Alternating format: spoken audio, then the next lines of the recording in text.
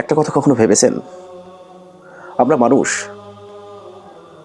যখন হাসপাতালে যাই তখন ভাবি যে আমি যদি বাসায় যাই, আমি সেই মহান আল্লাহ তাআলার কাজ করব, শুকরিয়া আদায় করব।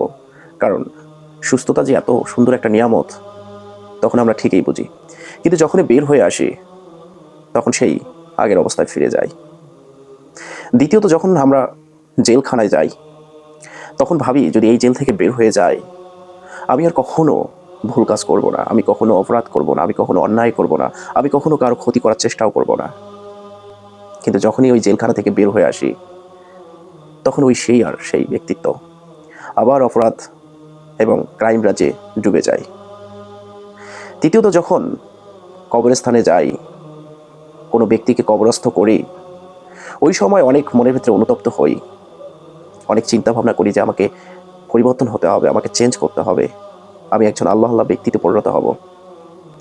যখন ওই ব্যক্তিটাকে কবর দিয়ে আসি, ওই কবরের স্থান থেকে বাসায় এসে যাই, তখন সম্পূর্ণ আবার চেঞ্জ হয়ে যায়।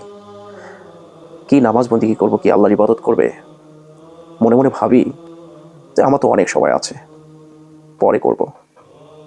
এভাবে আমাদের দিনগুলো কেটে যায়। কিন্তু এভাবে যাইতে যাইতে একদিন সময় ফুরিয়ে যায়, কিন্তু আমাদের সেই ভালো কাজগুলো করার আর সময় হয় না।